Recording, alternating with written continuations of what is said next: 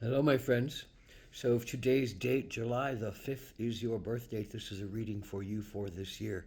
This is a four-card pull, a general energy card for the year, a challenge you might face this year, an action you can take to keep in balance, and an outcome. Where does this all lead if there's some kind of definitive mile marker or milepost for you to look at? So, the general energy card of the year is this beautiful card, and it's the animal. And so, what does the animal talk to us about? It talks to us about remembering that we are flesh and blood, that we are full of vitality, that we are alive, that we want to run in the woods, that we want to feel the earth under our feet, that we want to dig our nails into the ground, that we want to roar, that we want to play, that we want to laugh, that we want to hunt, that we want to be physical, that we want to be sensual, that we want to be sexual, that we want to feel alive in our bodies, and that we want to trust our intuitions, that we want to know that we can defend ourselves, that we want to know that we have the power to move through our life with beauty and grace and agility and feeling in tune with our whole self. And a lot of what we lack is our culture, maybe even in our world, is that ability to feel the animal parts of self and allow them to be there, allow our connections to be there, allow our getting back to that animal spirit to be there, allow ourselves to disconnect from constraints of phones and schedules and businesses and family needs and mind jumblings all the time. And we need to get away from our mind to find our animal, because the animal is much more talking to us about our intuitions, our feelings, our instincts, our senses of ourselves in the everyday aliveness of being. And we need to feel alive in being, and we can't just be in our heads. So, what's your challenge this year? Well, it's your head. Six of Swords. The challenge is to believe that you are allowed love. The challenge is to believe that you are allowed to go through the portal to face a destiny where your passion is guiding you, where your love is guiding you, where your interests are guiding you, where something sacred and spiritual is guiding you. Whatever that means. Six is about the heart, and swords are about the mind. They're really kind of challenging to each other unless one can find a way to get out of one's mind and be in one's body and accept that intuitions and feelings and instincts are as important as one's mind is. And the six has a good chance to do this. It has the ability to join with someone else or other people on like-minded pursuits. Maybe it's love, maybe it's joining in some kind of group that furthers some kind of heart-centered cause. You can still use your mind in both of those pursuits, but you have to let your heart in. And that's your challenge. Being able to go across waters, meaning being able to go across emotions and feel led by spirit and feel connected to something other than ourselves or yourself. So that's your challenge. So what is the blue heron? That is the general energy you can take this year. And one of the attributes that they say about the blue heron is that it's about self-reflection.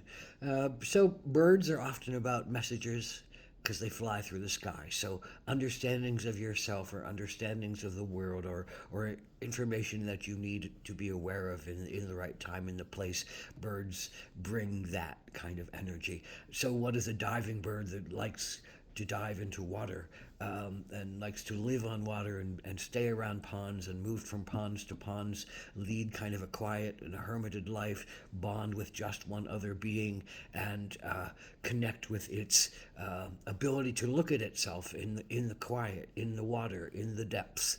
So, Blue Heron is said to be drop a blue feather onto you to say, look within yourself to see what is really driving you. Look within yourself to see what you've denied out of some sense of mindfulness that says, no, you can't do that. You can't undertake that. That's not right. That's proper. That's not in line with your highest goals, but maybe it's in line with your perfect soul, and maybe it's in line with your perfect animal instincts, and maybe it's in line with your perfect intuitions.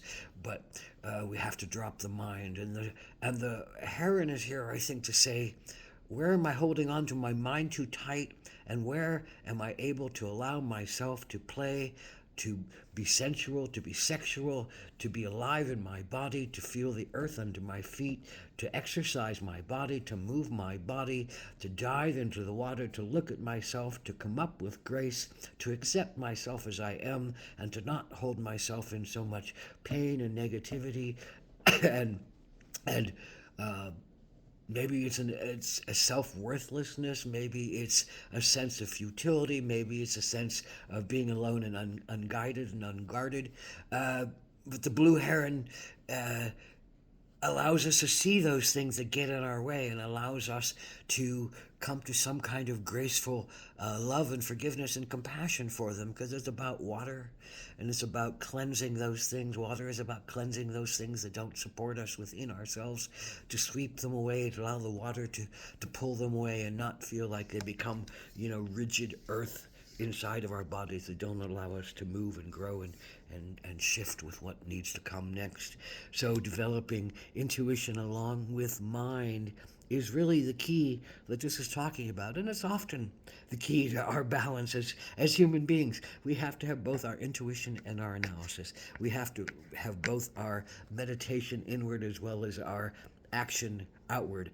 And if those can be joined together so that you can understand where you need to go before you need to do it, and feel a great sense of what you want to accomplish and how you want to live and how you want to be instinctual, intuitive, and hold to your greatest and highest values, then that's the needed balance to come to the animal sense, to come to get back into your body, to get back into yourself, and to get back into your aliveness of being, because you need that. And so what is the outcome card? Well, I think it's this beautiful card, soul card, with no words of understanding attached.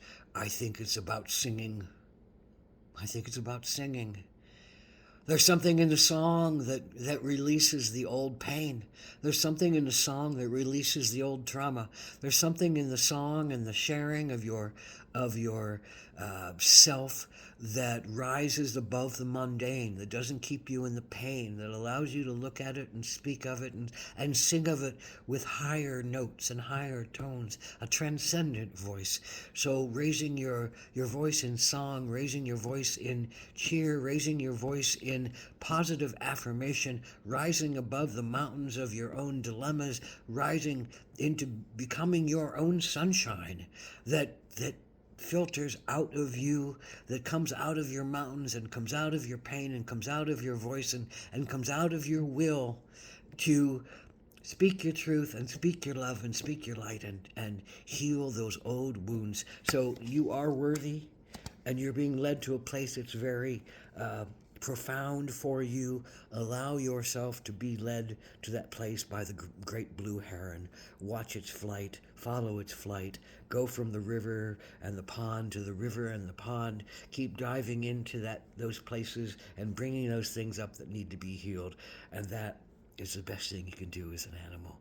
Dive into those ponds, put your feet into the mud, allow yourself to be that sensual, beautiful, graceful, elegant, connected to nature being that is the animal part of self. Ahom Takwyasan.